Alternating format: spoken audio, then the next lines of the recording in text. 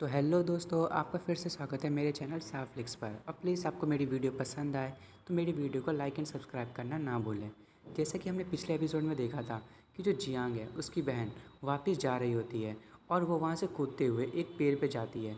और जो उसके साथ जो उसका नौकर होता है वो कहता है, मिस हमारे जाने का टाइम हो गया। और वो कहती है ठीक है। और वो मन में कह रही होती है कि जो मेरी दुनिया है वो अकेलेपन से भरी हुई है और मेरे भाई, मैं नहीं चाहती कि तुम उस दुनिया में आओ। और वो कहती है कि चलो चलने का टाइम हो गया। तभी हमें जियांग को दिखाया जाता है, वो कहता है कि जांग फैमिली और लिन फैमिली से बदला लेने का टाइम आ गया है। और हमें एक शॉप को दिखाया जाता है जो कि जियांग की शॉप होती है। उसमें बहुत ज़्यादा भीड़ लगी होती है ताकि सब लोग वहाँ से पिल्स खरीद सकें। और जो वहाँ का दुकानदार होता है वो ज़ोर से चिल्ला के कह रहा होता है कि जल्दी से, लिमिटेड टाइम है, आपकी जो पिल्स है वो ख़त्म होने वाली हैं, जल्दी से खरीदें, सिर्फ 10 लोगों के लिए पिल्स बची हुई हैं। और सब लोग ये देख के शॉक हो रहे होते हैं कि वहाँ पे इतनी भीड़ क्यों लगी है। तभी हमें लिन के पापा को दिखाया जाता है और वो कहता है कि जो जियांग फैमिली है वो हमें परेशान कर रही है। तभी हमें लिन को दिखाया जाता है, वो भी गुस्से से कहती है, फादर ये जियांग फैमिली की शॉप जो है वो इतनी ज़्यादा भरी हुई क्यों है और हमारी जो प्राइस है वो इतनी कम क्यों हो गई है, क्या आप यहाँ पे मजाक कर रहे हैं। तभी वो मन में सोच रही होती है कि जो जियांग फैमिली है वो पता नहीं इन सबको कैसे कंट्रोल कर रही है। जियांग फैमिली के तो सारे हर्ब्स के जितनी भी चीज़ें थी वो तो मैंने जियांग से चुरवा ली गई थी। तो दोस्तों, आपको तो पता ही होगा कि जब शुरुआती एपिसोड में ये दिखाया गया था कि जो जियांग है उसने अपनी फैमिली की मेडिकल रिसिप्ट को चोरी करके लिन को दे दिया था और लिन ने उसे धोखा दे दिया था। तभी लिन के फादर कहते हैं कि मुझे नहीं पता पर मैंने देखा है कि उनके साथ कुछ गलत तो नहीं है, पर वो जो पिल्स हैं वो बहुत ही ज़्यादा अच्छी हैं, वो फार्मूला बहुत ही ज़्यादा इफ़ेक्टिव है और वो हाई रेट पोटेंशियल का है जो बहुत ही ज़्यादा रेयर है मिलना। मैंने कभी नहीं सोचा था कि जो जियांग फैमिली है वो इतना बड़ा मूव चल देगी और इतना कुछ उन्होंने छुपा के रखा होगा और वो इतनी नीचे से इतनी जल्दी इतनी ऊपर पहुंच जाएगी। तभी लिन कहती है कि आप क्या करने का सोच रहे हैं अब। तभी जो लिन के पापा होते हैं वो कहते हैं, जियांग फैमिली जो है वो अब हाई प्रोफाइल हो गई है, कुछ ही दिन में अब वो जांग फैमिली के लिए मूव करेगी ताकि जांग फैमिली को ख़त्म कर सके। और जितना जल्दी हो सकता है कि तुम्हारी शादी जांग फैमिली में कर देंगे जिससे हम लोग जांग फैमिली के कांटेक्ट में रहें। तभी जो लिन है वो कहती है कि फ़ादर मैं समझ गई, मैं शादी करने के लिए तैयार हूँ।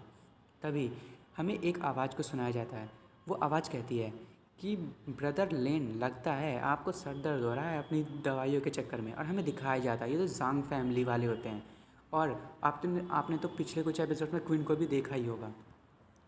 तभी जो लिन के फादर होते हैं वो कहते हैं, ब्रदर जांग आओ आओ, क्या आप कुछ आइडिया लेके आए हो।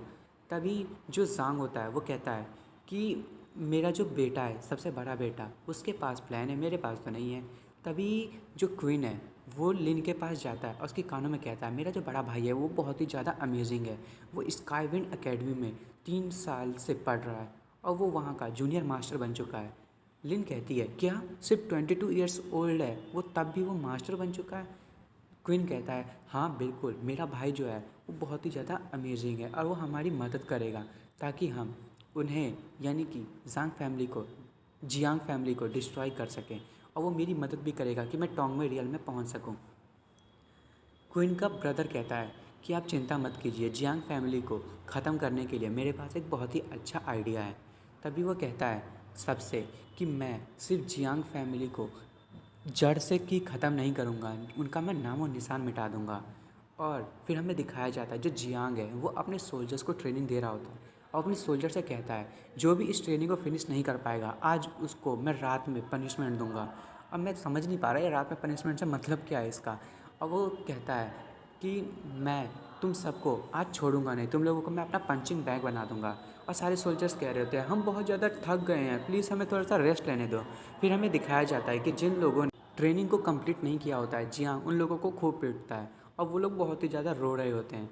उसके बाद जियांग का एक सोल्जर जियांग के पास आता है और वो कहता ही है कि आप तो सब कुछ जानते ही हैं, जो जांग फैमिली है और लिन फैमिली, उन्होंने छुपके से कुछ लोगों को भेजा था ताकि वो हमारी जो पिल्स हैं वो ख़रीद सकें।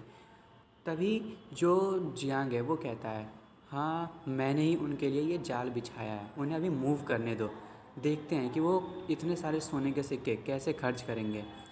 और चिंता मत करो, मैंने सारा प्लान बना लिया है। मेरा जो नेक्स्ट प्लान है वो जो ब्लैक आर्मर ड्रैगन आर्मी है उसे और ज़्यादा ताकतवर बनाना है।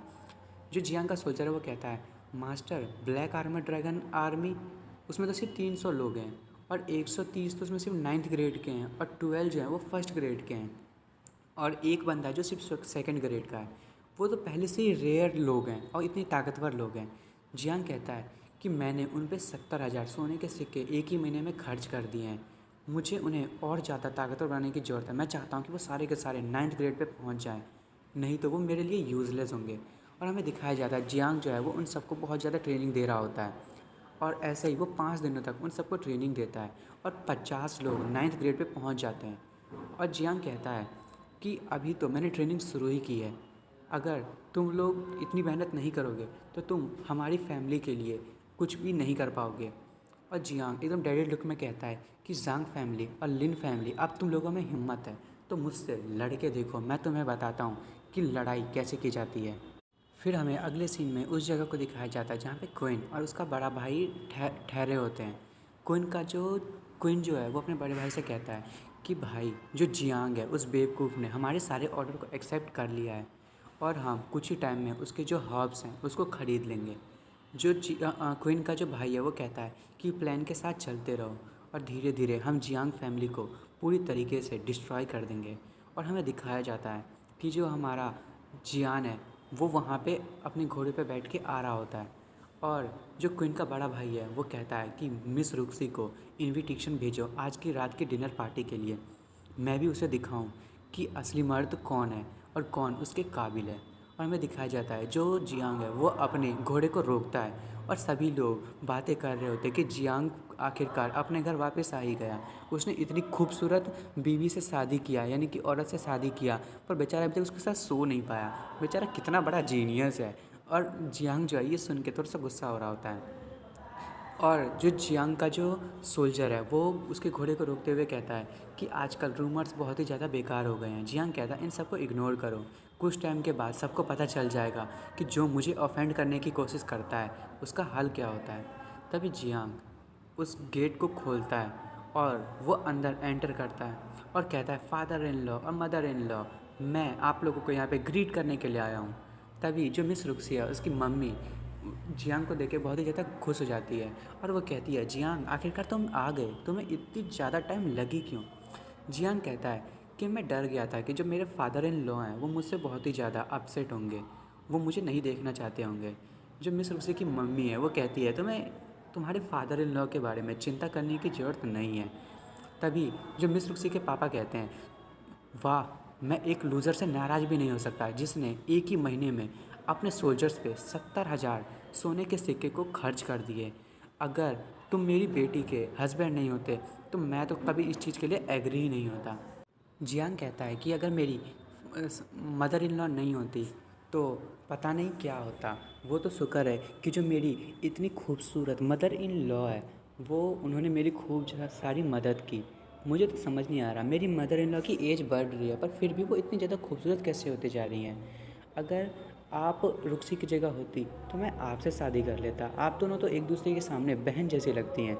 तभी मिस रुक्सी की जो मम्मी है वो खुश होते हुए कहती है कि हाँ हाँ तुम मजाक मत करो, वो तो घर के अंदर सब लोग यदि बाहर सुनेंगे तो हंसेंगे।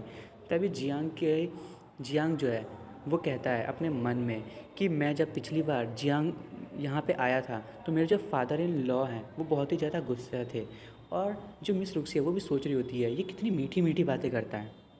तभी जियांग के फादर इन लॉ कहते हैं कि तुम जो है वो अब जांग फैमिली और लिन फैमिली के बारे में क्या करने वाली हो। तुम जो जानते हो कि जो ब्लैक विंड फोर्ट्रेस है वो अब बिल्कुल भी पीस में नहीं है, क्या तुम्हारी फैमिली इस चीज़ को हैंडल कर पाएंगी।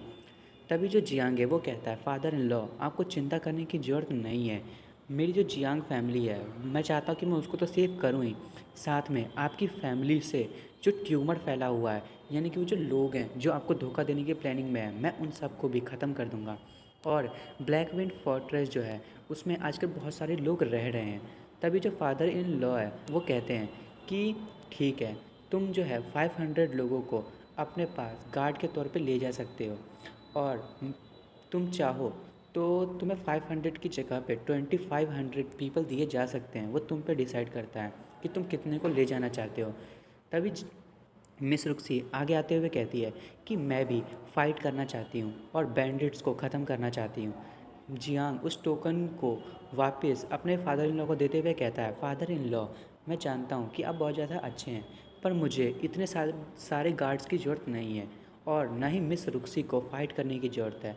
मुझे सिर्फ 500 आदमी चाहिए, सोल्जर्स, और मेरी जो ब्लैक आर्मर ड्रैगन आर्मी है सिर्फ मुझे उतने ही लोग चाहिए, मेरे लिए उतने ही लोग काफ़ी होंगे और यान फैमिली जो है वो और भी ज़्यादा ताकतवर हो जाएगी। और मेरी जो ब्लैक आर्मर ड्रैगन आर्मी है उनकी ट्रेनिंग भी बहुत अच्छा चल रही है। तभी जो जियांग के फादर इन लॉ होते हैं वो कहते हैं, क्या तुम्हारी जो ड्रैगन आर्मी है वो तो बहुत ही कम टाइम से प्रैक्टिस कर रही है, क्या वो इन सारी चीज़ों को संभाल पाएगी? जियांग कहता है, फादर इन लॉ, आपको चिंता करने की ज़रूरत नहीं है। इतने सारे पैसों को खर्च करने के बाद मैं आपको दिखाना चाहता हूँ कि जो मेरी आर्मी है वो क्या क्या कर सकती है और आप ये देख के बहुत ही ज़्यादा खुश होंगे। तो दोस्तों अब देखेंगे अगले एपिसोड में कि आगे क्या होने वाला है। Thank you for watching friends.